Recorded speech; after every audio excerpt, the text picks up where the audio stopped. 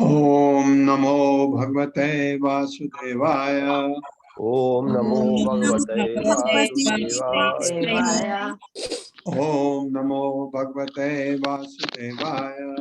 ओम नमो भगवते वासुदेवाय। ओम नमो भगवते वासुदेवाय। ओम नमो भगवते वासुदेवाय। हरे कृष्णा, आप सबका स्वागत है। हरे कृष्णा प्रभु जी। आज भक्ति रसामृत सिंधु है ना? जी प्रभु जी। अध्याय 6 में हमने शुरू किया था और इसमें रूप गोस्वामी भक्ति के साधन बताते हैं, हमको क्या क्या चीज भक्ति में करना चाहिए।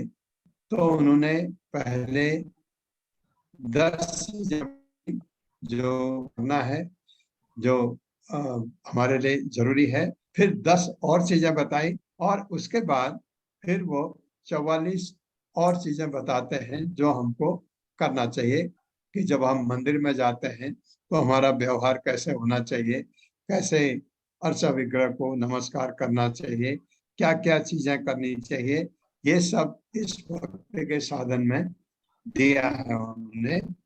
हमने 2 पैरा किए थे पिछले हफ्ते, इसमें से ये जो मैं उसको खास चीज को मैं एक बार फिर आपसे कहना चाह रहा हूं, फिर उसके बाद आपसे पढ़वाएंगे। उन्होंने कौन से रूप गोस्वामी ने भक्त के निम्नलिखित अंग कहे हैं। ये भक्त के अंग क्या है? सदगुरु के चरण कमलों का आश्रय ग्रहण करना जरूरी है भक्ति में, गुरु से कृष्ण दीक्षा और भक्ति योग की शिक्षा लेना। भक्ति योग की शिक्षा तो आपको मिल ही रही है, और ये हो जाता है कि उसके बाद जब आप दीक्षा ले लेते हैं तो कुछ चीजें आप में अपने आप आ जाते हैं कि आप छोड़ नहीं सकते कोई चीज, जितना करना है मिनिमम कोई वो आप अभी भी करते हैं। बहुत सारे लोग जो आश्रय लिए हैं, जिन्होंने आश्रय लिया है, वो लोग अभी भी करते हैं, उनको वो करते रहना होता है 6 महीने साल भर तक, उसके बाद फिर दीक्षा होती है। लेकिन अगर आपकी दीक्षा हो गई, जब पहले आश्रय लेना, पहले शेल्टर, उसके बाद गुरु से कृष्ण दीक्षा और भक्ति योग की शिक्षा लेना, फिर क्या है श्रद्धा भाव से गुरु सेवा आज्ञा का पालन करना।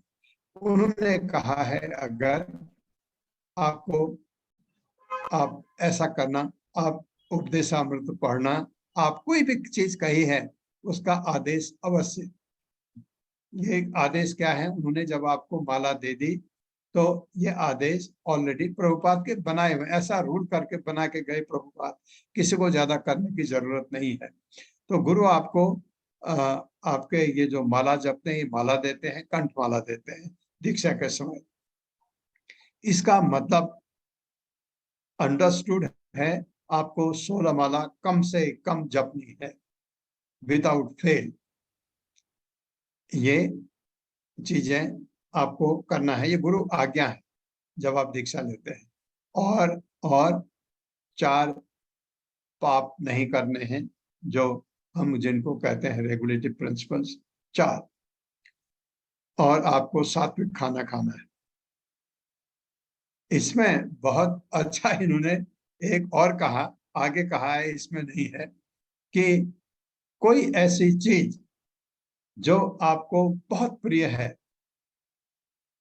उसको भगवान को अर्पित कर देना, और कोई ऐसी चीज जो आपको बहुत ही अप्रिय है इसमें उसको ग्रहण करना।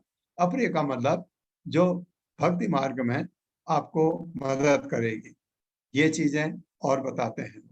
तो गुरु ने श्रद्धा भाव से गुरु सेवा तो करनी, आपको गुरु दिखें 200 मीटर दूर पर गुरु देखें, दंडवत यहीं से करना है। गुरु आपको देखें ये जरूरी नहीं है, आपकी ऐसी श्रद्धा गुरु के लिए होनी चाहिए। गुरु निर्देश के अनुसार आचार्य के पद का अनुगमन, गुरु के निर्देश के अनुसार गुरु अगर कहते हैं ये आचार्य हैं, इनके पथ का अनुगमन करना है। ज्यादातर गुरु जो भी आपको बताएंगे प्रभुपाद का ही बताएंगे। कृष्ण भावना में उन्नति के लिए गुरु से जिज्ञासा, गुरु से आप कृष्ण भावना में नृत्य में आप उन्नति कैसे कर सकते हैं। आप माला जप रहे हैं और अपराध हो रहा है, और ये कहीं आपको किसी भी क्या कहते हैं वैष्णव से कोई अपराध हो गया आपसे, या हो रहा है, आपको किसी के ऊपर गुस्सा आता है, या कोई बात होती है जो अपराध है, तो गुरु से उसके बारे में पूछना, मेरे से ये हो रहा है, वो बताएंगे आपको। श्री कृष्ण की प्रीति के लिए भोगादि का त्याग, इसका अर्थ यह है कि जब हम कृष्ण भक्ति में लगे तो अपनी किसी प्रिय वस्तु को त्यागें और किसी अप्रिय नियम को अंगीकार करें। नियम होते हैं ना भक्ति के, आपको नहीं अच्छा लगता है उसको स्वीकार करना, ये इससे आपके भक्ति में प्रगति होती है। 7वां द्वारका वृंदावन आत्म निवास, ये तो आपने पिछले बार वृंदावन में निवास भी कर लिया था। 8वां है प्राकृत जगत से, भौतिक जगत से केवल आवश्यकता भर व्यवहार करना। जितनी आपकी आवश्यकता है उतना, उससे ज्यादा नहीं।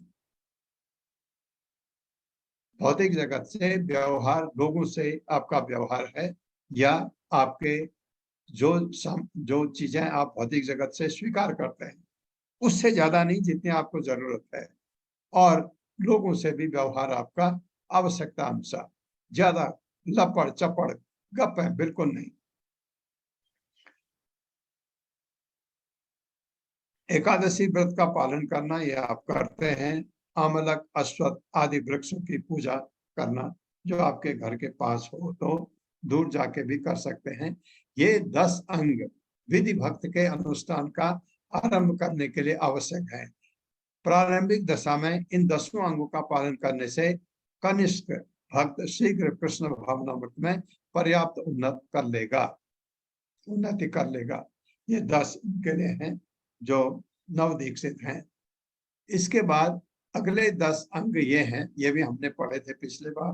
पहला, जो भगवान से विमुख हो, जो भगवान को नहीं मानते, उनसे हमको उनका संग त्याग करना, उनके संग हमको जाना नहीं है। अब संग त्याग करने का मतलब लड़ाई नहीं करना है, आप उदासीन हो जाइए उनकी तरफ, वो आपके तरफ आते हैं, कोशिश करिए आप उनसे दूर रहें।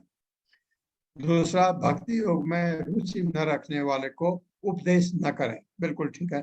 जिनको भक्ति में रुचि नहीं है उनसे ये कृष्ण भावनामृत की कोई बात करने की जरूरत नहीं। तीसरा, विशाल मंदिर मठ बनाने के लिए अधिक उद्यम न करें। चौथा, अधिक ग्रंथों का अध्ययन न करें। ये भी वो भी, ये भी वो भी बहुत करते हैं। मैंने ये पढ़ा, मैंने ये सुना, नहीं। भगवत गीता और श्रीमद् भागवतम, बस पहले शुरू में ये पढ़ लिया, आपने कहा पढ़ लिया, समझ आ गई भगवत गीता? नहीं। क्या कहा प्रभुपाद ने? भगवत गीता को 6 बार पढ़ो, पढ़िए 6 बार, फिर भागवतम पढ़िए, दूसरी बार पढ़िए, फिर चैतन्य चरितामृत पढ़िए। तो ये 2 ग्रंथ आपके लिए बहुत जरूरी है। ये बहुत ज्यादा ग्रंथ पढ़ने से आपको कहीं जरा सा कंफ्यूजन हो गया तो गुरु नहीं है पास में, तो कंट्राडिक्शन शास्त्र में कभी नहीं होता है। कंट्राडिक्शन होने का मतलब गलत। देखिए, अगर आपने एक पुराण पढ़ा, भागवतम पढ़ा, आपको लगा ये 2 अलग अलग चीजें लिखी हैं, इसका मतलब वेदाभ्यास गलत है। ऐसा हो ही नहीं सकता, क्योंकि हमको समझ आने में किस संदर्भ में कभी कुछ बात कही होती है, उसका अर्थ बिल्कुल वैसा ही नहीं लगाना चाहिए जो लैंग्वेज के हिसाब से।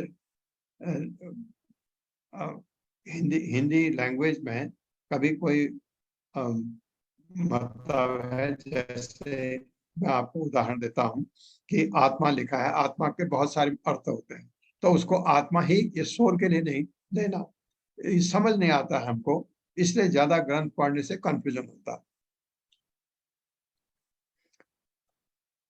हाँ, फिर अधिक ग्रंथों का अध्ययन न करें तथा श्रीमद् भागवत भगवत गीता की कथा को आय का साधन न बनाएं। इससे पैसा कमाने की कोशिश न करें। व्यवहार में प्रमाद न करें। हानि लाभ में दुख सुख से अभिभूत न हों। देवताओं का अपमान न करें। किसी भी जीव को न सताएं। सेवा और नाम के अपराधों से बचें। सेवा में अपराध होता है, सेवा में आपने दिया, किसी को मदद किया, सेवा हुआ, उससे आप अगर कुछ चाहते हैं वो आपकी सेवा करे, उसके बदले, ये अपराध है। सेवा देते हैं अहेतु की, बिना किसी स्वार्थ के। सेवा में या आप सेवा कर रहे हैं और आप चाहते हैं कि आपका पब्लिक में नाम हो जाए कि आप बड़े दानी हैं, अपराध है। आपका लोग करते हैं, करने दो, आपको नहीं कुछ लेना उससे। और नाम के अपराध से बचें। 10 अपराध जो नाम के हैं ये आपको पता है। सबसे पहला क्या है? जो भगवान की भक्ति कर रहे हैं उनकी आलोचना न करें, वो सबसे बड़ा अपराध है। 10 अपराध हैं कभी भी इनके। ये हमारे ग्रुप में भी हम को होस्ट ने कई बार ये आपको शेयर किए हैं। 10वां है श्री कृष्ण तथा उनके भक्त की निंदा को कभी सहन न करें। कोई भगवान के भक्त की निंदा कर रहा है या भगवान के अगेंस्ट कुछ बोल रहा है, उसको सहन नहीं करना, वहीं से तड़ाक से जवाब दीजिए। और अगर आपको ऐसा लगता है कि यह आदमी लड़ने के लिए आतुर है, जगह छोड़ दीजिए। पढ़वाइए माता जी इधर से। हरे कृष्णा। हर्षा माता जी। हरे कृष्ण माता जी। शील प्रभुपाद की जय। शील प्रभुपाद द्वारा उपरोक्त 10 अंगों का पालन किए बिना साधना भक्ति की प्राप्ति कभी नहीं हो सकती। कुल मिलाकर शील रूप गोस्वामी ने 20 साधन बताए हैं। ये सभी बहुत महत्वपूर्ण हैं। 20 में से पहले 3 गुरु पाद आश्रय, दीक्षा और श्रद्धा भाव सहित गुरु सेवा का प्रधान महत्व है। आगे अतिरिक्त साधन है। पहला, शरीर पर वैष्णव चिन्ह तिलक धारण करना। भाव यह है कि जब कोई वैष्णव के शरीर पर इन चिन्हों का देखेगा तो उसे तत्काल कृष्ण स्मृति होगी। श्री चैतन्य महाप्रभु ने कहा है कि वैष्णव वह है जिसके दर्शन से श्री कृष्ण की स्मृति हो। अतः यह आवश्यक है कि दूसरों को श्री कृष्ण का स्मरण कराने के लिए वैष्णव शरीर पर तिलक लगाए। दूसरा, शरीर पर हरे कृष्ण धारण करना। तीसरा, भगवत मूर्ति और गुरुदेव को अर्पित हार पुष्प को शरीर पर धारण करना। चौथा, मूर्ति के आगे नृत्य करना। पांचवा, मूर्ति अथवा गुरु को देखते ही दंडवत प्रणाम करना।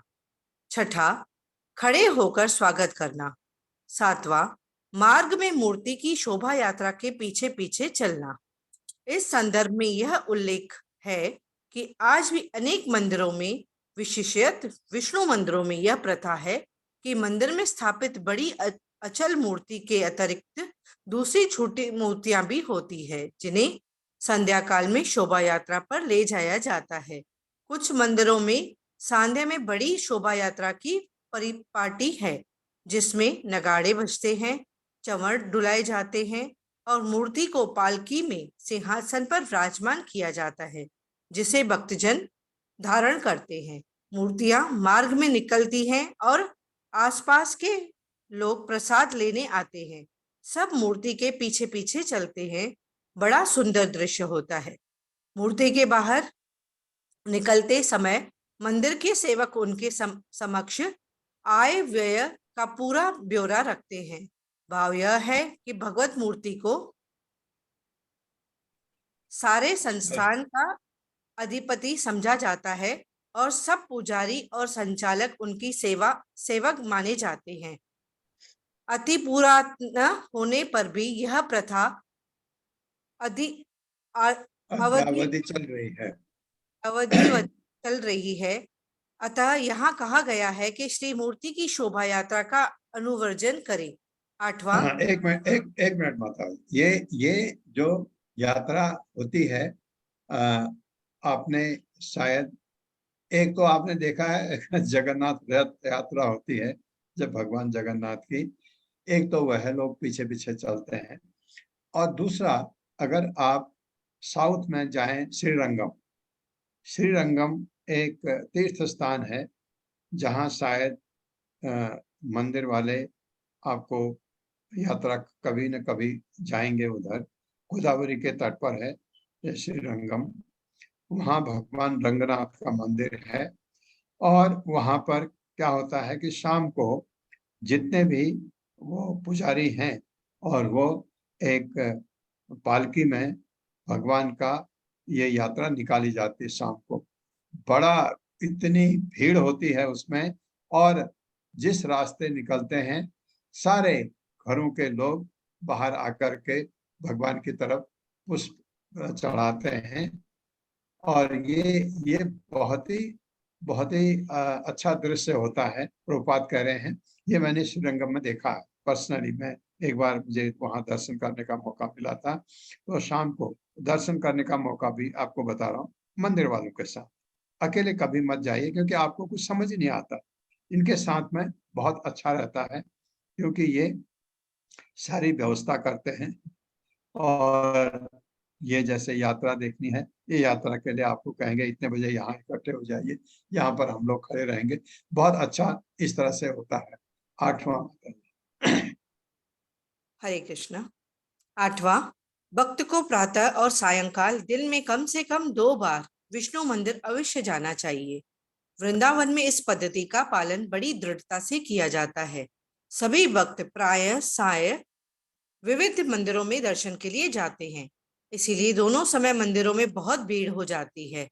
वृंदावन में लगभग 5000 मंदिर हैं। अवश्य ही सब मंदिरों में नहीं जाया जा सकता, परंतु ऐसे प्राय 12 मंदिर हैं जिन्हें गोस्वामियों ने स्थापित किया है, उनमें अवश्य जाना चाहिए। 9th, मंदिर में कम से कम 3 बार परिक्रमा करें। प्रत्येक मंदिर में परिक्रमा का मार्ग रहता है। भक्त अपनी प्रतिज्ञा के अनुसार 10, 15 या अधिक परिक्रमा करते हैं। गोस्वामीगण गोवर्धन पर्वत की प्रदक्षिणा करते थे। संपूर्ण वृंदावन धाम की परिक्रमा भी करनी चाहिए। 10वां। हरे कृष्ण माता जी। हरे कृष्ण माता जी। हरे हरे कृष्ण। हरे कृष्ण अशोक प्रभु जी। अशोक प्रभु जी। हरे कृष्ण माता जी। 10 से शुरू कीजिए। 10वां, मंदिर में मूर्त की विधि से अर्चना करनी चाहिए। आरती, भोग, श्रृंगार आदि का नियम पालन। 11वां, अर्चा विग्रह की परिचर्या सेवा। 12, गाना। 13, संकीर्तन। 14, जप। 15, प्रार्थना। 16, स्तव पाठ। 17, महाप्रसाद का आस्वादन करना। 18, चरणामृत पान कर। 19, मूर्ति को अर्पित धूप और पुष्प की सुगंध को ग्रहण करना। 20, श्री मूर्ति के चरण कमलों का स्पर्श करना। 21, भक्ति भाव से श्री मूर्ति दर्शन करना। 22, समय समय पर आरती करना। 23, श्रीमद् भागवत गीता आदि ग्रंथों के से भगवत कथा सुनना। 24, श्री मूर्ति से कृपा की याचना करना। 25, श्री मूर्ति का स्मरण करना। 26, श्री मूर्ति का ध्यान करना। 27, सेवा करना। 28, श्री भगवान के साथ सखा भाव। 29, सर्वस्व अर्पण कर देना। 30, अपने प्रिय भोजन वस्त्र आदि का भगवान को अर्पण। 31, श्री कृष्ण के लिए संपूर्ण चेष्टा करना, सब संकट सहना। 32, सब अवस्थाओं में पूर्ण रूप से भगवान के शरणागत रहना। 33, तुलसी को जल में सींचना। 34, श्रीमद् भागवत आदि ग्रंथों को नियमित रूप से सुनना। 35, मथुरा, वृंदावन, द्वारका आदि धामों में वास। 36, वैष्णवों की सेवा करना। 37, वैभव के अनुसार भक्ति योग करना। 38, कार्तिक आदि में विशेष सेवा का आयोजन। 39, जन्माष्टमी महोत्सव का आयोजन करना। 40, विशेष श्रद्धा और भक्त से श्री मूर्ति के चरण कमलों की सेवा करना। 41, केवल रसिकों के साथ श्रीमद् भागवत का आस्वादन करना। 42, अपने से उत्तम सजातीय भक्तों का सत्संग करना। 43, कृष्ण नाम का कीर्तन करना। 44, मथुरा मंडल में रहना। इस प्रकार एक मिनट प्रभु। हरे कृष्ण। इसमें कुछ चीजें ऐसी हैं जो आपने ये 44 चीजें पढ़ी हैं। इसमें कुछ चीजें उनके लिए हैं जो कृष्ण भावनामृत में लग चुके हैं, जो मंदिर में सेवा करते हैं। जैसे इसमें कहा अर्चा विग्रह को आरती करना। आप नहीं कर सकते आरती, क्योंकि आप भी भक्त हैं, साधक हैं, भक्ति मार्ग पर चल पड़े हैं। तो आप मंदिर में गए तो ऐसा नहीं कि आप गए और आप भगवान की आरती करें, ऐसा संभव नहीं होता। ये इसमें पहले जो बताए थे 10, उसमें कहा कि कनिष्ठ अधिकारी के लिए, जो नियोफाइट है उसके लिए बहुत जरूरी है, और उसके बाद 10 और वो हम कर सकते हैं। इसमें से भी हम कुछ कर सकते हैं, जैसे कृष्ण नाम का कीर्तन करना, मथुरा मंडल में रहना, ये हम कर सकते हैं। कुछ चीजें इसमें थे। वैष्णवों की सेवा करना बहुत ही अच्छा है। सबसे अच्छा मैं यही सोचता हूँ कि हम लोगों के लिए वैष्णव की सेवा करना। जैसे आपको कोई कृष्ण भक्त दिखता है, मंदिर वाला, जो अपने को भगवान की सेवा के लिए अपने भौतिक जगत को त्याग चुका है, भगवान की सेवा में लगा है हर समय, गृह त्याग और अपना सारा कुछ छोड़ करके वो भगवान की सेवा के लिए अपने को समर्पित कर चुका है। उसकी सेवा करना सबसे बड़ी सेवा है, सबसे बड़ी। भगवान की सेवा करने से भी बड़ा है उनकी सेवा। और यही यही जो भक्त हैं ये कभी उच्च कोटि के वैष्णव भी होते हैं। इनमें से आपको धीरे धीरे समझ आने लगता है कि इसमें से उच्च कोटि का कौन वैष्णव है। उसका आशीर्वाद, उसके पैर छूने, उसके पैरों के धूल हमारे लिए बहुत ही उपयोगी है। ये उनकी सेवा करना, ये मतलब है। यहाँ पर एक चीज और आया था, तुलसी को जल में सींचना, जल से सींचना, हिंदी ट्रांसलेशन। श्रीमद् भागवत आदि ग्रंथ को नियमित रूप से सुनना, जैसे आप सुनते हैं नियम से हमेशा। इसमें एक था सर्वस्व अर्पण कर देना, ये तो बात की उन्हीं के लिए है, ये भक्तों के लिए जो मंदिर में श्री मूर्ति की याचना करना, श्री मूर्ति का स्मरण करना, ये श्री मूर्ति का ध्यान करना। ध्यान करना, स्मरण करना क्या चीज है? एक चीज देखिए, स्मरण करना एक चीज है, ध्यान करना दूसरा है, और करीब करीब एक सा है, लेकिन फर्क है थोड़ा सा। ध्यान, आप बैठ के मूर्ति का ध्यान करते हैं।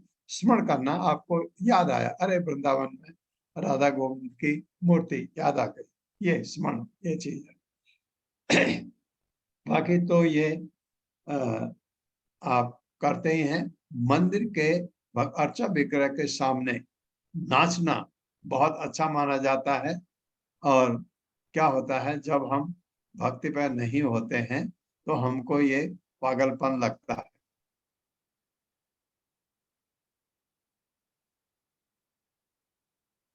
एक मिनट के लिए मैं ऑफ कर रहा हूँ।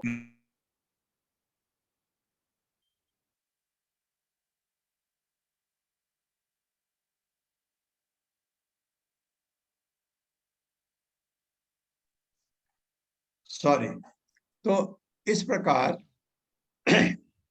से ये सब सम्मिलित कितने अंग हो गए भक्ति के? 10, 10, 20 और 44, 64 अंग। हाँ, पढ़िए प्रभु। हरे कृष्ण प्रभु जी। इस प्रकार ये सब सम्मिलित रूप से 64 अंग है। जैसा कहा गया है, पहले 10 विधान भक्ति में प्रारंभिक है, इसके बाद 10 और अंग है, 44 अतिरिक्त अंग है। अस्तु साधन विधि भक्त के कुल 64 साधन है।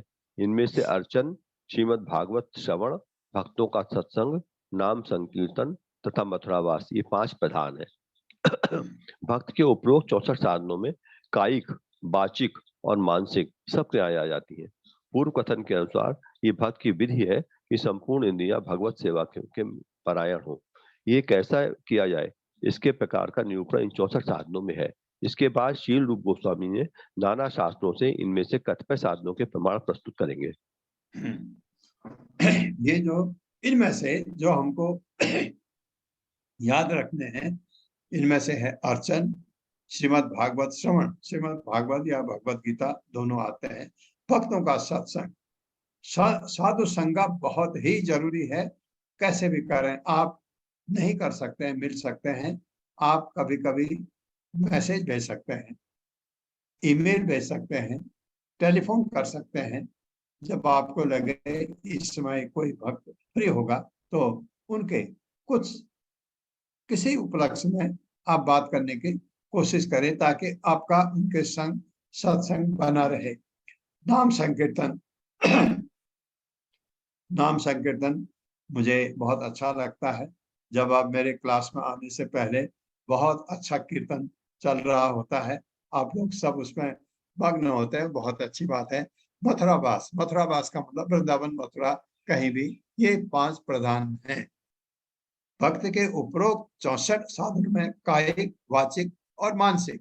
कायिक मतलब शरीर से, वाचिक वाणी से, मानसिक मन से सब क्रियाएं आती हैं, ताकि आपका शरीर, आपकी वाणी, आपका मन भगवान की भक्ति में लगे। तीनों चीजें ये बताया गया है। ये शायद हमारा ये अध्याय पूरा हो गया, 6ठा। मैं 7वें में जाना चाह रहा हूँ।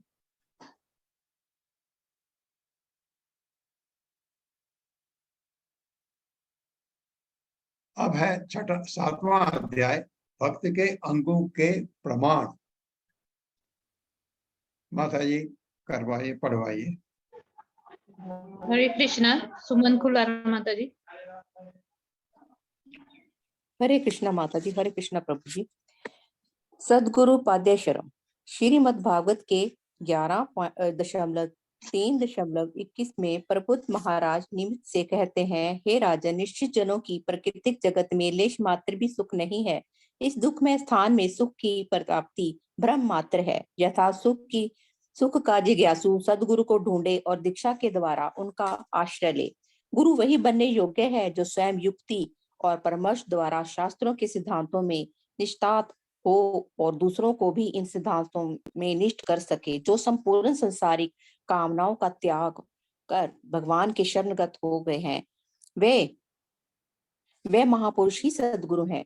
मनुष्य जीवन परमानंद की प्राप्ति के लिए है, अतः सभी को सदगुरु की शरण में जाना चाहिए। तात्पर्य यह है कि ऐसे व्यक्ति को गुरु ना बनाए जो महामूर्ख हो, जिसे शास्त्र की आज्ञा का ज्ञान ना हो, जिसका चरित्र संहित हो, जो भक्ति की विधि को ना मानता हो, अथवा जिसने 6 इंद्रिय तृप्ति के साधनों को जीतना लिया हो। ये 6 साधन है: जीवा, उपास, उधर, क्रोध, मान और वाणी। जिसने इन 6 को वश में करने का अभ्यास किया है, वह संपूर्ण जगत में शिष्य बन सकता है। ऐसे गुरु का आश्रय आध्यात्मिक जीवन में संपूर्ण उन्नति का आधार है। सतगुरु के आश्रय आने वाला भाग्यवान निश्चित रूप से भाव बंधन से मुक्त हो जाता है। गुरु से दीक्षा तथा भक्ति का उपदेश ग्रहण। पर्वत मुनि ने राजा से आगे कहा कि हे राजन, शिष्य गुरु को केवल गुरु ही नहीं समझे, वरना उन्हें श्री भगवान और परमात्मा का रूप समझना चाहिए। भाव यह है कि शिष्य गुरु को भगवान का रूप समझे, क्योंकि वे श्री कृष्ण के ब्रह्म प्रकाश है। सभी शास्त्रों में यह प्रमाणित है कि शिष्य गुरु को इसी रूप में माने। गुरुदेव के लिए पूर्ण श्रद्धा और आदर भाव के साथ श्रीमद् भागवत का गंभीर अध्ययन करना चाहिए। श्रीमद् भागवत का श्रवण कीर्तन ये धर्म पथ है, जिससे साधक भागवत सेवा और भगवत प्रेम तक उन्नति करता है। शिष्य का भाव सदा ही यही होना चाहिए कि गुरुदेव प्रसन्न हो, तब इसके लिए उन्हें आत्म विद्या बड़ी सुगम हो जाएगी। वेदों में इसका समर्थन है और रूप गोस्वामी आगे बताएंगे कि भगवान और गुरु के अनन्य श्रद्धालुओं के लिए संपूर्ण तत्व अपने आप सुफुरित हो जाता है। श्रद्धा विश्वास हरे कृष्णा माता जी, हरे कृष्णा। ये आपने जो पढ़े, ये यहाँ पर एक बहुत अच्छा ये दिया हुआ है। तात्पर्य यह है कि ऐसे व्यक्ति को गुरु न बनाए जो महामूर्ख हो। आपको पता ही नहीं है ये मूर्ख है विद्वान है, कैसे पता लगता है? बड़ा मुश्किल है। आपके एरिया में डॉक्टर हैं, कितने क्लिनिक हैं, आपको पता नहीं कौन सा डॉक्टर अच्छा है।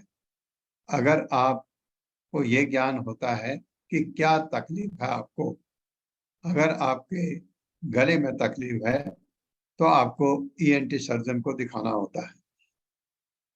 ईएनटी मोटे मोटे ढंग से समझिए, लोग इसको ईयर नोज थ्रोट कहते हैं, है थोड़ा लैंग्वेज में, मेडिकल लैंग्वेज में कुछ अलग है, but ENT ear nose throat, इसका मतलब कि आपके कान में तकलीफ हो, आपके नाक में तकलीफ हो, गले में तकलीफ हो, इसलिए इसका ईएनटी का जो डॉक्टर होता है उसके पास दिखाना चाहिए।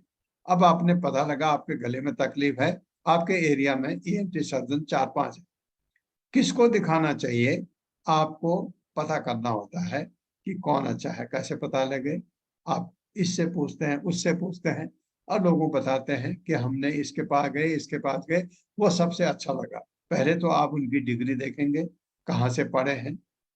इस पर आप ये नहीं पता कर सकते कि यही अच्छा है, क्योंकि मेडिकल प्रोफेशन ऐसा है, उसमें अनुभव का बहुत ही महत्व होता है। किसका अनुभव किस चीज में ज्यादा है। कोई बहुत अच्छे कॉलेज से नहीं भी पढ़ा हो, तब भी वो अच्छा हो सकता है। यही चीज हमारे भक्ति में भी आती है। कोई बहुत पढ़ा लिखा है, भक्ति कर रहा है, कोई ज्यादा पढ़ा लिखा नहीं है, भक्ति कर रहा है, कम पढ़ा लिखा भक्ति में आगे भी हो सकता है। तो ये चीज आपको ढूंढना होता है। गुरु को एकदम पागलों की तरह एकदम मुझे गुरु चाहिए और किसी से भी आपने दीक्षा ले ली, ऐसा नहीं करना चाहिए। गुरु है भगवान का प्रतिनिधि। ये वो व्यक्ति है जो आपको भगवान तक ले जा सकता है। क्यों? क्योंकि क्योंकि उसने तत्व दर्शन किया है। तद विधि प्रणिपाते न परिप्रश्नेन सेवया उपदेक्षन्ति ते ज्ञानम ज्ञानी न तत्व दर्शन। उसको तत्व दर्शन है, उसकी सेवा करिए, क्योंकि वो आपसे खुश होगा और आप अपनी जिज्ञासा उनको बताइए, वो आपको भगवत धाम तक ले जा सकते हैं। भगवत धाम वो नहीं आएंगे, आपको बताएंगे, आत्म साक्षात्कार आपका कराएंगे, आपको कहेंगे बेटा ये छोड़, ये छोड़, ये छोड़, ये कर, ये कर, ये कर। वो गुरु इतना महान होता है। तो गुरु को जैसे आपने देखा, कान फूंकने वाले बहुत सारे गुरु मिल जाते हैं। बहुत सारे हमारे क्लास में ही लोग बोलते हैं हमने उनसे दीक्षा ली, उनसे दीक्षा ली, उनसे दीक्षा ली। बहुत सारे लोग हैं जो ऐसे दीक्षा देते हैं और जो बहुत सारे शिष्य बनाते हैं ताकि उनसे उनका आमदनी हो सके। ऐसे गुरु से बच के रहना चाहिए। क्योंकि आप गुरु क्यों बनाते हैं? क्योंकि आप अपने आध्यात्मिक जीवन में प्रगति चाहते हैं। तो गुरु को खुद ही कुछ नहीं पता है तो वो क्या आपको प्रगति दे सकता है? तो हमारे इसमें बहुत अच्छा है, हमको भगवान की ये कृपा हमारे ऊपर रही कि हमने ये प्रभुपाद वाली ये इस्कॉन जो है, international society for Krishna consciousness या कृष्ण भावनामृत, अंतरराष्ट्रीय कृष्ण भावनामृत संगठन, जिसमें एक शिष्य गुरु परंपरा है, गुरु शिष्य परंपरा है, जिसमें प्रभुपाद थे। प्रभुपाद ने इतना महान काम किया कि उसमें सारे नियम बना दे और का ये फॉलो करो, वैकुंठ ले जाना मेरा काम, तुम्हारा नहीं, मैं ले जाऊंगा। तो इसलिए जो बताया है वही फॉलो करना है। उसी में से गुरु आपको लेने हैं। गुरु दीक्षा लेने वाले हर कोई नहीं होता है। आपने देखा बड़े बड़े अच्छे डिवोटी भी हैं इस्कॉन में, लेकिन वो गुरु नहीं है। क्योंकि गुरु, जब गुरु ही उनको बनाएंगे गुरु अपने जाते समय, तभी वो गुरु बन सकते हैं। दीक्षा गुरु, दीक्षा गुरु इस्कॉन में बहुत कम है और उनसे मैं इस्कॉन की बात कर रहा हूँ क्योंकि मैं इसको जानता हूँ। अगर आप इस्कॉन से संबंधित नहीं हैं, जुड़े, बाहर से दीक्षा लेना चाहते हैं, तो ये देखिए कि गुरु शिष्य परंपरा हो। 4 परंपराएं हमारे देश में है, उसमें कौन सी परंपरा में वो है, इस चीज का ध्यान रखिए। कोई गुरु अपनी आमदनी के लिए, गुरु कभी भी आपसे कुछ नहीं मांगता है। आपको पता लग जाता है, गुरु कहता है अच्छा अच्छा आप ये हो, जरा मेरे लिए ये ला देना, मेरे लिए ये ला देना, तो वो गुरु नहीं है, आपको समझ आ जाएगा। तो इस चीज का बहुत ध्यान रखना है। जिसका चरित्र संदिग्ध हो, अगर आप देखते हैं कैसे कैसे जेलों में घुसे हैं, कुछ बहुत कम 10% भी, 90% तो बाहर अभी भी घूम रहे हैं वैसे। तो जो भक्ति की विधि को न मानता हो और जिसने 6 इंद्रिय तृप्ति के साधनों को जीत न लिया हो, 6 इंद्रिय तृप्ति के साधन, छठा कौन है? मन। आपको तो इंद्रिय तो 5 ही हैं, छठा भी इंद्रिय, मन को भी इंद्रिय कहते हैं। ये 6 साधन हैं। कौन से? जिह्वा। कहाँ पढ़ा आपने ये? वाचो वेगम मनसः क्रोध वेगम, जिह्वा वेगम उदरोपस्थ वेगम। ये पढ़ा था ना? कौन सा? नेक्टर ऑफ इंस्ट्रक्शंस, उपदेशामृत में। जिह्वा, जीभ पर जिसका कंट्रोल न हो। उपस्थ, अपने इंद्रियों पर कंट्रोल न हो। उधर, पेट पर कहीं खाना दिखा वही लपक पड़े। क्रोध, मान और वाणी, इस पर जिसका कंट्रोल है। जिसने इन 6 को वश में करने का अभ्यास किया है, ये मान जो है जिह्वा वेगम उदरोपस्थ वेगम वाचो वेगम मनसः क्रोध वेगम। ये मान नहीं, मन है। जिसने इच्छा को बस में करने का अभ्यास किया है वो संपूर्ण जगत में शिष्य बना सकता है। ऐसे गुरु का आश्रय आध्यात्मिक जीवन में संपूर्ण उन्नति का आधार है। सदगुरु के आश्रम में आने वाला भाग्यवान निश्चय रूप से भवबंधन से मुक्त हो जाता है।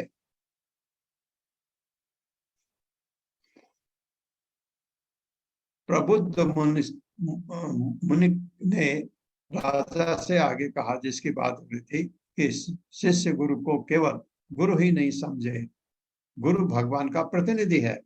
भगवान कहाँ देखा आपने? आपने तो गुरु को देखा है, जिसने भगवान को देखा है। तो इसलिए गुरु हमारे लिए भगवान से ऊपर हो जाते हैं। ये समझने के लिए मैं आप कह रहा हूँ, गुरु भगवान से बड़ा नहीं है। भगवान से बड़ा तो कोई है ही नहीं। हमारे लिए जो हम भक्ति मार्ग पर हैं, तो हमारे गुरु ज्यादा इंपॉर्टेंट हो जाते हैं, क्योंकि वो भगवान तक ले जाते हैं। गुरु गोविंद दोनों खड़े काके लागो पांव, बलिहारी गुरु आपने गोविंद दियो बताए। ये तो इसलिए गुरु का स्थान बहुत ही ऊपर है, क्योंकि वही श्री कृष्ण के बाह्य प्रकाश है। सभी शास्त्रों से यह प्रमाणित है कि शिष्य गुरु को इसी रूप में जाने। गुरुदेव के लिए पूर्व श्रद्धा और आदर भाव के साथ श्रीमद् भागवत का गंभीर अध्ययन करना चाहिए। शिष्य का भाव सदा ही यही होना चाहिए कि गुरुदेव प्रसन्न हो। कैसे गुरु खुश हो सके? कैसे होंगे? आप भक्ति, आप गुरु ने कहा आपसे 16 माला कम से कम जपो। गुरु मिले आपको 1 महीने 2 महीने बाद, कैसा चल रहा है तुम्हारा, कितने माला जप रहे हो, 16 माला जप रहे हो ना, ये पूछेंगे। गुरुदेव मैं माला बढ़ा के 20 कर दिया है। गुरु प्रसन्न होंगे। आपने कहा मैंने 1 माला और बढ़ा दी, 17 कर रहा हूँ। अगले साल मिले, पूछा आपसे, आपने कहा मैं 18 कर रहा हूँ। गुरु को ये चीजें प्रसन्न करती हैं। मैंने भगवत गीता पढ़ी, 2 बार पढ़ी, 3 बार पढ़ी, गुरु बहुत प्रसन्न। और तो कैसा लगा? गुरुदेव एक जगह मुझे बहुत शंका है, तो इससे मैं आपसे, जब आपको समय हो, आपसे ये पूछना चाहता हूँ, कब आपको समय हो आप मुझे समय दीजिए। ये चीजें गुरु को प्रसन्न करती हैं। ये नहीं कि गुरु के लिए आप कुछ दे गए, ये दे गए। हाँ, गुरु को आपका फर्ज बनता है, गुरु के आपको जो भी आप गुरु के चरणों में अर्पित करना चाहते हैं, देना चाहते हैं, दे सकते हैं। गुरु दक्षिणा के रूप में होता है।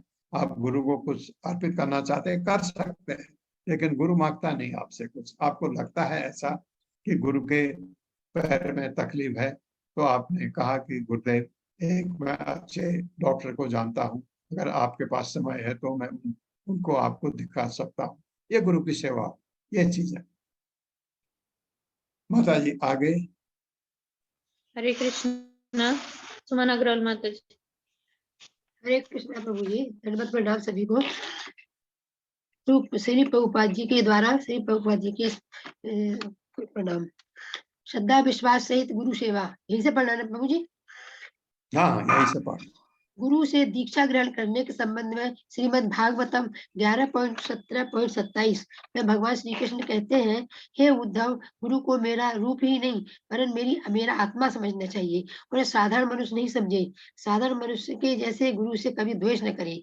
उन्हें सदा श्री भगवान का प्रतिनिधित्व मानना चाहिए। गुरु के सेवा के से सारे देवताओं की सेवा संपन्न हो जाती है। साधु पुरुषों के चरण चिन्हों का अनुगमन। स्कंद पुराण में आदेश है कि भक्त को पूर्ववर्ती आचार्यों एवं साधु पुरुषों का अनुगमन करना चाहिए। इससे शोक और असफलता पास नहीं भटकती तथा अभीष्ट शेष सिद्धि हो जाती है। ब्रह्मबल शास्त्र में कहा गया है, यदि कोई शास्त्रों की विधि को माने बिना ही बड़ा भक्त बनता है तो उसकी इन क्रियाओं से भक्ति सिद्ध नहीं होती। वह भक्ति के यथार्थ साधकों के मार्ग में उत्पात ही खड़ा करेगा। शास्त्र विधि पर दृढ़ता से न चलने वालों को सहजिया कहा जाता है। वे समझते हैं कि सब कुछ सहज ही हो जाता है। अपनी मनमानी विचारधारा के कारण वे शास्त्र विधि को नहीं मानते। ऐसे व्यक्ति भक्त साधन के मार्ग में केवल उत्पादकारी होते हैं। इस संदर्भ में शास्त्र को न मानने वाले अभक्त एक तर्क कर सकते हैं। प्रभु जी थोड़ा सा ऊपर करें।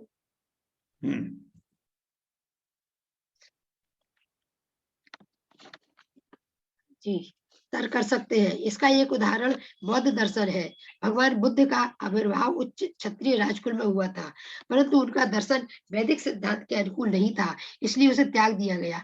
हिंदू महाराज अशोक के संरक्षण में बौद्ध मत संपूर्ण भारत और निकटवर्ती प्रदेशों में अवश्य फैल गया था, परंतु महान आचार्य शंकर का आविर्भाव होने के बाद यह बौद्ध मत भारत की सीमा से बाहर खदेड़ दिया गया था। शास्त्र की अवज्ञा करने वाले बौद्ध एवं अन्य मतावलंबी प्राय कहते हैं कि भगवान बुद्ध के ऐसे कितने ही भक्त हैं जो उनकी सेवा के परायण हैं, अतः उन्हें भी भक्ति समझना चाहिए। इस तर्क के उत्तर में रूप गोस्वामी जी कहते हैं कि बौद्धों को भक्त नहीं माना जा सकता।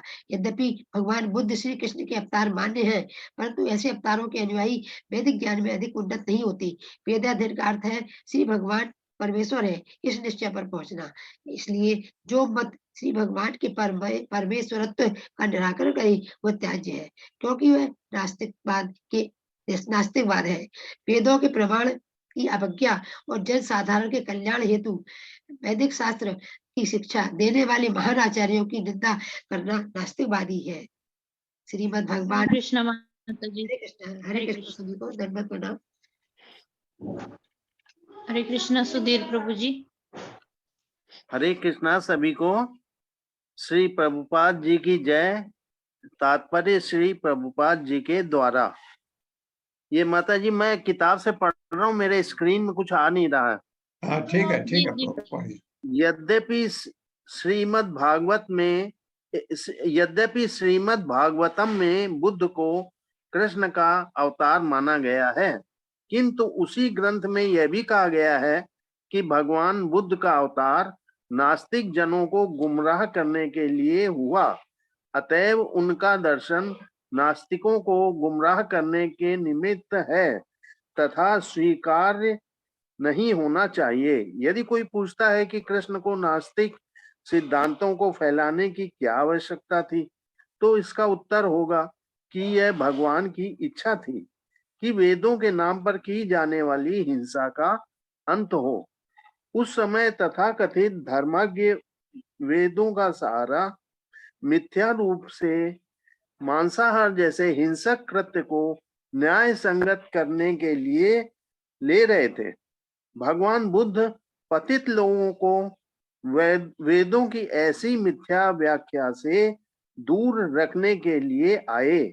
यही नहीं, भगवान बुद्ध ने नास्तिकों को नास्तिकता का उपदेश दिया जिससे वे उनका अनुसरण करें और इस प्रकार भगवान बुद्ध या कृष्ण की भक्ति के चंगुल में आ जाएं। शाश्वत धार्मिक सिद्धांतों के विषय में जिज्ञासा। नारदीय पुराण में कहा गया है कि जो भक्ति के विषय में सचमुच गंभीर है उसके सारे कार्य अविलंब पूरे होंगे। कृष्ण की तुष्टि के लिए प्रत्येक भौतिक त्याग के लिए तैयार होना। पद्म पुराण में उल्लेख है, जिस व्यक्ति ने अपने भौतिक इंद्रिय भोग त्याग दिए हैं और भक्ति के सिद्धांतों को स्वीकार कर लिया है, उसे विष्णु लोक का ऐश्वर्य प्राप्त होगा। तीर्थ स्थान में निवास। स्कंद पुराण में यह भी कहा गया है कि जो व्यक्ति द्वारका में 6 मास, 1 मास या 1 पखवाड़ा भी रह लेता है, वह वैकुंठ लोगों को जाता है और उसे सारूप्य मुक्ति मतलब नारायण के चतुर्भुज स्वरूप को प्राप्त करने का अवसर का लाभ मिलता है। ब्रह्म पुराण में कहा गया। हरे कृष्णा। हरे कृष्ण। एक आपको मोक्ष से पता लग गया। सारूप्य मोक्ष आप पूछ रहे थे, ये मोक्ष क्या है? एक मोक्ष आपको अभी दिख गया, सारूप्य मोक्ष। सारूप्य भगवान का जैसा रूप ये। हरे कृष्णा। पढ़वाइए माता जी। हरे कृष्णा सुधा देवी माता जी। हरे कृष्णा माता जी। हरे कृष्णा प्रभु जी। श्री प्रभुपाद जी की जय। श्री प्रभुपाद जी के द्वारा ब्रह्म पुराण में कहा गया है पुरुषोत्तम क्षेत्र, जो कि भगवान जगन्नाथ के 84 वर्ग मील का क्षेत्र है। ये दिव्य महत्व का ठीक ठाक वर्णन नहीं किया जा सकता। यहाँ तक कि स्वर्गलोक के देवता इस जगन्नाथपुरी के निवासियों के शरीर को वैकुंठ वासियों जैसा ही देखते हैं, अर्थात देवतागण जगन्नाथपुरी के वासियों को चतुर्भुज रूप वाले देखते हैं। जब नैमिषारण्य में ऋषियों का समागम हुआ तो सूत गोस्वामी श्रीमद् भागवतम सुना रहे थे, जिसमें गंगा का महात्म्य जो इन शब्दों में बतलाया गया है। गंगा का जल सदैव श्री कृष्ण के चरणों में अर्पित तुलसी की सुगंध में बहाकर ले जाता है। इसी तरह यह गंगा जल निरंतर बहता रहता है और भगवान कृष्ण के यश को फैलाता है। जहां जहां गंगा का जल प्रवाहित होता है वहां बाह्य तथा आंतरिक रूप से सब कुछ शुद्ध हो जाएगा। जितना आवश्यक हो उतना ही स्वीकार करना। नारदीय पुराण में निर्देश है, यदि कोई भक्त गंभीरता पूर्वक भक्ति करना चाहता है तो उसे आवश्यकता से अधिक कुछ भी ग्रहण नहीं करना चाहिए। तात्पर्य यह है कि न तो भक्ति के नियमों की उपेक्षा की जाए, न भक्ति के उन आदेशों का स्वीकार किया जाए जिन्हें सरलता से संपन्न किया जा सके। उदाहरणार्थ यह कहा जा सकता है कि नित्य हरे कृष्ण मंत्र की माला पर कम से कम 1 लाख बार जप किया जाए, किंतु यदि यह संभव ना हो तो अपने सामर्थ्य के अनुसार जाप में कमी कर लेनी चाहिए। सामान्यतः हम अपने शिष्यों को प्रतिदिन कम से कम 16 माला का जप करने की स्तुति करते हैं, संस्तुति करते हैं और इसे पूरा करना चाहिए। किंतु यदि कोई 16 माला का भी जाप नहीं कर पाता तो उसे चाहिए कि अगले दिन पूरा कर ले। उसे इस व्रत का पालन अवश्य करना चाहिए। यदि वह दृढ़ता से इसका पालन नहीं करता है तो अवश्य ही प्रमाद का दोषी होगा। भगवान की सेवा में यह अपराध है, यह अपराध है। यदि हम अपराधों को बढ़ावा देंगे तो फिर भक्ति में प्रगति नहीं कर पाएंगे। अच्छा होगा यदि अपनी सामर्थ्य के अनुसार अपने नियम को स्थिर कर लिया जाए और निश्चित रूप से इस व्रत का पालन हो। इससे आध्यात्मिक जीवन अग्रसर होता है। एकादशी के दिन का उपवास करना। हरे कृष्णा। हरे कृष्ण। किसी और को? हरे कृष्णा। सरिता तानपुरे माता जी। हरे कृष्णा प्रभु जी, दंडवत प्रणाम प्रमाण। तात्पर्य श्री प्रभुपाद द्वारा श्री प्रभुपाद की जय। ब्रह्म वैवर्त पुराण में उल्लेखित है कि एकादशी का उपवासी सब पापों से मुक्त होकर अत्यांतिक पुण्य को प्राप्त करता है। मुख्य बात उपवास करना नहीं, भगवान गोविंद के लिए अपनी श्रद्धा और प्रेम को बढ़ाना है। एकादशी व्रत का वास्तविक कारण यह है कि शारीरिक आवश्यकताओं को कम करके अपने समय को भगवत स्मरण जैसे सेवा कार्य में लगाया जा सके। व्रत वासरों पर गोविंद की लीला का स्मरण और उनके पावन नाम का निरंतर श्रवण करना सर्वोत्तम है। अश्वत्थ आदि वृक्षों का सम्मान। स्कंद पुराण में निर्देश है कि भक्त को तुलसी और आमलक का जल से अभिसिंचन करना चाहिए। गौ ब्राह्मण का सम्मान करके तथा पूजन, प्रणति और ध्यान के द्वारा वैष्णव सेवन करे। ये सब कर्म भक्त के पूर्व पाप फलों का निवारण करने में सहायक है। श्री कृष्ण विमुखों के संग का त्याग। श्री चैतन्य महाप्रभु एक बार उनके एक गृहस्थ भक्त से पूछा था कि वैष्णव का सामान्य आचरण कैसा होना चाहिए। श्री चैतन्य महाप्रभु ने उत्तर दिया कि वैष्णव को अभक्तों के संग से सदा दूर रहना चाहिए। फिर उन्होंने समझाया कि अभक्त 2 प्रकार के होते हैं, एक वो जो भगवान श्री कृष्ण के विरोधी हो और दूसरे घोर विषयी। भाव यह है कि इंद्रिय तृप्ति के अभिलाषी और भगवान श्री कृष्ण के विरोधी अवैष्णव है, उनका संग कभी भी नहीं करना चाहिए। कात्यायन संहिता में कहा गया है कि अग्नि की ज्वालाओं के मध्य में स्थित लोहे के पिंजड़े के भीतर रहना अच्छा है, पर श्री कृष्ण विमुखों का संग कभी ना करे। इसी प्रकार विष्णु रहस्य में कथन है कि विषय वासना से प्रेरित होकर नाना देवों की उपासना करने वाले का सहवास करने की अपेक्षा सांप, वाघ अथवा मगर का आलिंगन अच्छा है। शास्त्रों में भिन्न भिन्न प्राकृत अभिलाषाओं के लिए नाना देवताओं की उपासना का विधान है। उदाहरणार्थ रोग निवृत्ति के लिए सूर्य की उपासना कही गई है, सुंदर स्त्री के लिए पार्वती की और विद्या के लिए सरस्वती की आराधना करनी चाहिए। इस प्रकार श्रीमद् भागवत में नाना प्राकृत कामनाओं के लिए भिन्न भिन्न देवों की उपासना का उल्लेख है। ये उपासक चाहे देवी के अच्छे भक्त प्रतीत होते हैं, परंतु इन्हें अभक्त ही समझा जाता है, ये भक्त नहीं है। मायावादी कहते हैं कि किसी भी रूप में उपासना की जा सकती है, क्योंकि अंत में एक ही लक्ष्य है, भगवान की प्राप्ति हो जाती है। किंतु भगवत गीता में स्पष्ट कहा है कि देवोपासक को अंत में देवलोकों की ही प्राप्ति होगी, जबकि भगवत भक्त वैकुंठ जगत में प्रविष्ट हो जाएंगे। देवोपासकों को तो गीता में वस्तुतः निंदा ही है। उल्लेख है कि कामनाओं ने उनकी बुद्धि हर ली है, इसलिए वे नाना देवताओं की आराधना में प्रवृत्त होते हैं। विष्णु रहस्य में यह कहकर देवोपासकों की घोर भत्सना है कि भयंकर जंतुओं के साथ रहना अच्छा, पर इनके साथ कभी न रहे। अयोग्य शिष्य न बनना पड़े, बड़े मंदिरों का निर्माण न करना तथा बहुत ग्रंथ न पढ़ना। एक अन्य नियम है कि अधिक शिष्य तो बनाए जा सकते हैं, परंतु ऐसा कोई व्यवहार न करे जिससे किसी कार्य अथवा कृपा दृष्टि के लिए किसी शिष्य के अधीन होना पड़े। नए मंदिरों के निर्माण के लिए अधिक उद्यम नहीं करना चाहिए और न भक्तिवर्धक ग्रंथों के अतिरिक्त अन्य पुस्तकों का अभ्यास ही करना चाहिए। वस्तुतः श्रीमद् भगवद गीता यथारूप श्रीमद् भागवत चैतन्य महाप्रभु का शिष्यामृत तथा इस भक्ति रसामृत सिंधु का गंभीर अध्ययन करने से कृष्ण भावना की विद्या का पर्याप्त ज्ञान हो सकता है। अन्य ग्रंथों के पठन के आयास की आवश्यकता नहीं रहती। श्रीमद् भागवत 7.13.3 में नारद मुनि ने महाराज युधिष्ठिर से नाना वर्ण आश्रमों के कर्तव्य के वर्णन करते हुए विशेष संन्यास के नियमों का उल्लेख किया है। सन्यासी को अयोग्य व्यक्ति को शिष्य नहीं बनाना चाहिए। उसे पहले यह देखना चाहिए कि शिष्य बनने की अभिलाषा कृष्ण भावना का यथार्थ जिज्ञासु भी है या नहीं।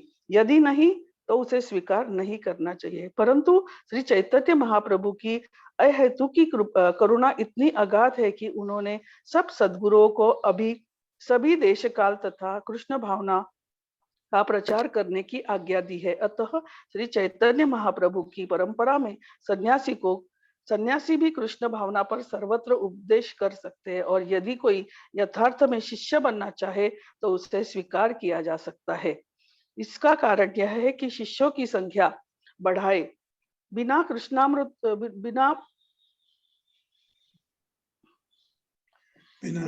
भावनामृत का व्यापक प्रसार नहीं हो सकता। अतः कभी कभी संकट उठाकर भी भगवान चैतन्य महाप्रभु की परंपरा का सन्यासी पूर्ण योग्य न होने पर भी किसी व्यक्ति को शिष्य बना सकता है। बाद में सद्गुरु की कृपा से शिष्य शनै शनै उन्नति कर लेता है, परंतु यदि कोई केवल मिथ्या सम्मान के लिए अभिमानवश अपने शिष्यों की संख्या बढ़ाए तो यह निश्चित रूप से कृष्ण भावना के पद से गिर जाएगा। विद्वत्ता दिखाने के लिए हरे कृष्ण। धन्यवाद प्रभु। हरे कृष्ण। कामिनी माता जी। कामिनी अग्रवाल माता जी। हरे कृष्ण प्रभु जी। हरे कृष्ण माता जी। शील प्रभुपाद जी के द्वारा शील प्रभुपाद जी की जय। विद्वत्ता दिखाने के लिए अधिक ग्रंथों का अध्ययन अथवा नाना स्थानों पर व्याख्यान देकर कीर्ति अर्जित करने से भी सद्गुरु को कोई प्रयोजन नहीं होता। इन सब दोषों से बचना चाहिए। यह भी उल्लेख है कि नए मंदिर बनाने का अधिक उत्साह न रखे। श्री चैतन्य महाप्रभु की परंपरा के सभी आचार्यों से जीवन में हम देखते हैं कि वे मंदिर निर्माण में अधिक उत्साह नहीं रखते, परंतु यदि कोई कुछ सेवा करना चाहे तो ये संकोची आचार्य उस सेवक को बहुव्ययसाध्य मंदिरों के निर्माण की अनुमति दे देंगे। मुगल सम्राट अकबर का सेनाधिपति मान सिंह रूप गोस्वामी की सेवा करना चाहता था, अतः रूप गोस्वामी ने बड़ी लागत से विशाल गोविंद देव मंदिर बनाने की आज्ञा दे दी। अतः अस्तु सद्गुरु को मंदिर निर्माण का दायित्व स्वयं नहीं उठाना चाहिए, परंतु यदि किसी के पास धन हो तो भगवान के लिए, परंतु यदि किसी के पास धन हो जिसे वो भगवत सेवा में व्यय करना चाहे, तो रूप गोस्वामी जैसे आचार्य उस धन को भगवान की सेवा के लिए बड़ा सा सुंदर मंदिर बनाने में लगा सकते हैं। दुर्भाग्यवश कभी कभी गुरु पद के अयोग्य व्यक्ति भी धनाढ्य पुरुषों से मंदिर निर्माण के लिए धन मांगते हैं। यदि अयोग्य गुरु ऐसे धन का प्रयोग वास्तविक प्रचार कार्य के लिए बिना केवल बड़े बड़े मंदिरों में सुख से रहने में करे तो यह शास्त्र विरुद्ध होगा। भाव यह है कि नाम मात्र के परमार्थ के लिए सदगुरु मंदिर निर्माण में अधिक रुचि न दिखाए। उसका पहला और प्रधान कर्तव्य प्रचार करना है। इस संदर्भ में श्रील भक्ति सिद्धांत गोस्वामी महाराज कहा करते थे कि गुरु ग्रंथों का प्रकाशन करे। उपलब्ध धन से महंगे मंदिर बनाने की अपेक्षा कृष्ण भावना आंदोलन के प्रसार के लिए नाना भाषाओं में प्रामाणिक ग्रंथ छापने चाहिए। व्यवहार में निष्कपटता तथा हानि लाभ में समता। पद्म पुराण में एक वाक्य है, कृष्ण भावना परायण पुरुषों को प्राकृत हानि लाभ से चिंतित नहीं होना चाहिए। हानि में भी स्थिर बुद्धि के साथ अंतर्यामी भगवान श्री कृष्ण का स्मरण करे। बद्ध जीव प्राकृत क्रियाओं के चिंतन में डूबा रहता है। उसे इन विचारों से मुक्त होकर कृष्ण भावना भावित हो जाना चाहिए। पूर्व वर्णन के अनुसार निरंतर कृष्ण स्मरण कृष्ण भावना का प्रधान सिद्धांत है। प्राकृत हानि से उद्वेलित न हो, वरन भगवान के चरण कमलों में मन को निवेशित किए रहें। भक्त को शोक तथा मोह से के वशीभूत नहीं होना चाहिए। पद्म पुराण में कहा गया है कि जिसका चित्त शोक अथवा क्रोध से आक्रांत है, उसमें श्री कृष्ण के स्फुरण की संभावना कैसे हो सकती है। कैसे हो सकती है, ये जो बात बड़ी जरूरी है। भक्त को शोक और मोह से वशीभूत नहीं होना चाहिए, क्योंकि कोई बहुत शोकातुल है या बहुत क्रोध में है तो भक्ति कैसे संभव हो सकती है। भक्ति तभी हो सकती है जब आपका चित्त बिल्कुल शांत हो। ये ज्यादा अभी इतना ही रह गया, पूरा कर लीजिए माता जी, थोड़ा ही है जी। देवता देवता भक्त देवताओं का अपमान न करें। देव भक्त न होने का ये अर्थ नहीं है कि उनका सम्मान ही न किया जाए। वैष्णव शिव अथवा ब्रह्मा का भक्त नहीं होता, परंतु ऐसे सभी उच्च देवों को प्रणाम करना चाहिए, करना उसका कर्तव्य होता है। उसका कर्तव्य है। वैष्णव दर्शन के अनुसार चींटी तक को प्रणाम करना चाहिए, फिर शिव ब्रह्मा जैसे महापुरुषों के संबंध में तो कहना ही क्या है। पद्म पुराण का वाक्य है कि सब देवताओं के ईश्वर के भी ईश्वर भगवान श्री कृष्ण की ही सदा आराधना करनी चाहिए। फिर भी ब्रह्मा शिव आदि की कभी अवज्ञा नहीं करनी चाहिए। किसी जीव को ना सताना। महाभारत का वाक्य है कि कृपा में पिता जैसे पुत्र को नहीं सताता, इस प्रकार जो किसी प्राणी को कष्ट नहीं पहुंचाता है, उस शुद्ध अंतःकरण पुरुष पर भगवान बहुत शीघ्र प्रसन्न हो जाते हैं। आज के तथाकथित सभ्य समाज में पशु पीड़न का विरोध होता है, परंतु साथ में नियमित वधशालाएं भी चलती रहती हैं। वैष्णव को ये अच्छा नहीं लगता। वैष्णव पशुवध का समर्थन नहीं कर सकता और न कभी किसी प्राणी को सता सकता है। हरे कृष्ण हरे माता जी, कृष्ण। बहुत हरे धन्यवाद कृष्ण प्रभु आपका। जी। हरे कृष्ण। ओम अज्ञान तिमिरान्धस्य ज्ञानांजन शलाकया चक्षुरुन्मिलितं तस्मै श्री गुरुवे नमः। नमो विष्णुपादाय कृष्णपृष्ठाय भूतले श्रीमते भक्तिवेदांत स्वामिनिति नामिने। नमस्ते सारस्वती देवे गौरवाणी प्रचारिणे निर्विशेष शून्यवादी पाश्चात्य देशतारिणे। जय हो श्री कृष्ण चैतन्य प्रभु नित्यानंद श्री अद्वैत गदाधर शिवासादि गौर भक्तवृंद। हरे कृष्णा कृष्ण कृष्ण हरे हरे, हरे राम राम राम हरे हरे कृष्णा। रिमा